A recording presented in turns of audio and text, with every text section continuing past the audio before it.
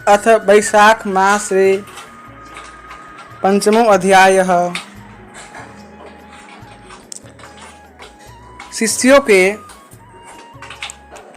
से ऐसा उत्तर पाकर राजा शीघ्र ही महर्षि वशिष्ठ के पवित्र आसन पर, जो विद्या और योग शक्ति से संपन्न था, वहां गए। राजा को आते देख महर्षि वशिष्ठ मन ही मन बड़े प्रसन्न हुए। उन्होंने सेवकों सहित महात्मा राजा का विधि पूर्वक आतिथ्य सत्कार किया।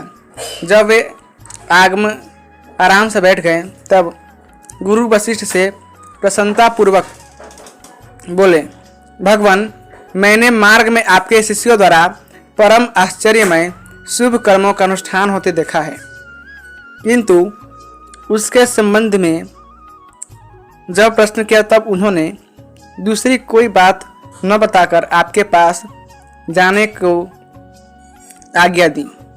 उनकी आज्ञा के अनुसार मैं इस समय आपके समीप आया हूँ। मेरे मन में उन धर्मों को सुनने की बड़ी इच्छा है, अतः आप मुझसे उनका वर्णन करें। तब महायशस्वी वशिष्ठ जी ने प्रसन्नतापूर्वक कहा, हे राजन, तुम्हारी बुद्धि को उत्तम शिक्षा मिली है, अतः उसने यह उत्तम निश्चय किया है। भगवान विष्णु की कथा के श्रवण और भगवत कर्मों के अनुष्ठान में जो तुम्हारी बुद्धि की आत्यंतिक प्रवृत्ति हुई है, यह तुम्हारे किसी पुण्य का ही फल है, जिसने वैशाख मास में बताए हुए महाधर्मों के द्वारा भगवान श्री हरि की आराधना की है। उसके उन धर्मों से भगवान बहुत संतुष्ट होते हैं और उसे मनोवांछित वस्तु प्रदान करते हैं। संपूर्ण जगत के स्वामी भगवान लक्ष्मीपति समस्त पाप राशि का विनाश करने वाले हैं। वे सूक्ष्म धर्मों से प्रसन्न होते हैं, केवल परिश्रम और धन से नहीं। भगवान विष्णु भक्ति से पूजित होने पर अभीष्ट वस्तु प्रदान करते हैं, इसलिए सदा भगवान विष्णु की भक्ति करनी चाहिए। जगदीश्वर श्री हरि जल से ही पूजा करने पर अशेष क्लेश का नाश करते और शीघ्र प्रसन्न होते हैं। वैशाख मास में बताए हुए ये धर्म थोड़े से परिश्रम द्वारा साध्य होने पर भी भगवान विष्णु के लिए प्रीतिकारक एवं शुभ।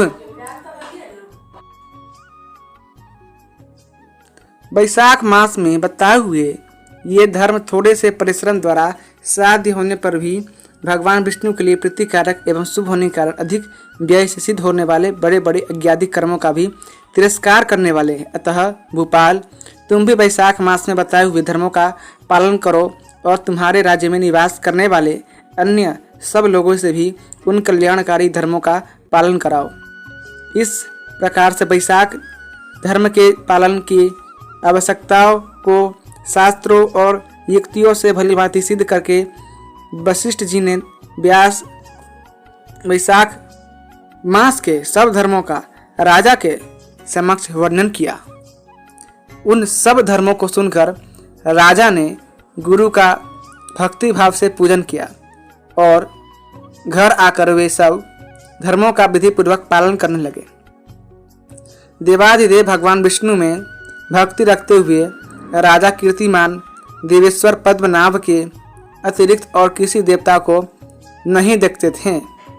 उन्होंने हाथी की पीठ पर नगाड़ा रखकर सिपाहियों से अपने राज्य भर में डंके की चोट कर यह घोषणा करा दी कि मेरे राज्य में जो 8 वर्ष से अधिक की आयु वाला मनुष्य है, उनकी आयु जब तक 80 वर्ष की न हो जाए तब तक मेघ राशि में सूर्य के स्थित होने पर यदि वह प्रातःकाल स्नान नहीं करेगा तो मेरे द्वारा दंडनीय, वध्य तथा राज्य से निकाल देने योग्य समझा जाएगा।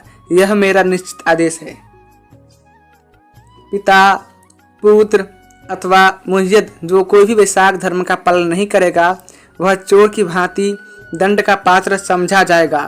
प्रातःकाल सुबह जल में स्नान करके श्रेष्ठ ब्राह्मणों को दान करना चाहिए। तुम सब लोग अपनी शक्ति के अनुसार पौंसला और दान आदि धर्मों का आचरण करो। राजा कीर्तिमान ने प्रत्येक ग्राम में धर्म का उपदेश करवाने वाले एक एक ब्राह्मण को बसाया।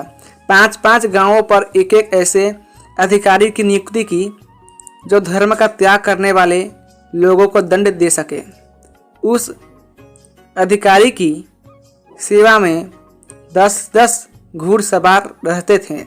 इस प्रकार चक्रवर्ती नरेश के शासन से सर्वत्र और सब देशों में यह धर्म का पौधा प्रारंभ हुआ और आगे चलकर खूब बढ़े और वृक्ष के रूप में परिणत हो गया। उस राजा के राज्य में जो लोग मर जाते थे वे भगवान विष्णु के धाम में जाते थे। वहाँ के मनुष्यों को विष्णु लोक की प्राप्ति निश्चित थी। एक बार भी वैशाख स्नान कर लेने से मनुष्य यमराज के पास नहीं जाता। अपने धर्मानुकूल कर्म में स्थित हुए सब लोगों के विष्णु लोक में चले जाने से यमपुरी के सब नरक खाली हो गए। वहाँ एक भी पापी प्राणी नहीं रह गया। वैशाख मास के प्रभाव से यमपुरी के मार्ग की यात्रा ही बंद हो गई।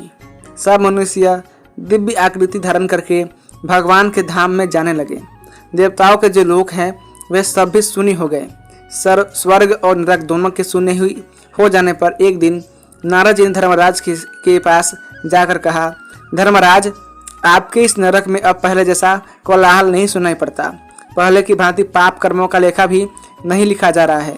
चित्रगुप्त जी तो ऐसे मीन भाव से बैठे हुए हैं जैसे कोई मुनि हो। महाराज, इसका कारण तो बताइए।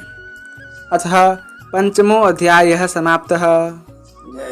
इसी के साथ स्कंद पुराण के वैष्णव खंड के वैशाख मास महात्म्य का 5वां अध्याय संपूर्ण हुआ। ओम नमः शिवाय। जय श्रीमन्नारायण।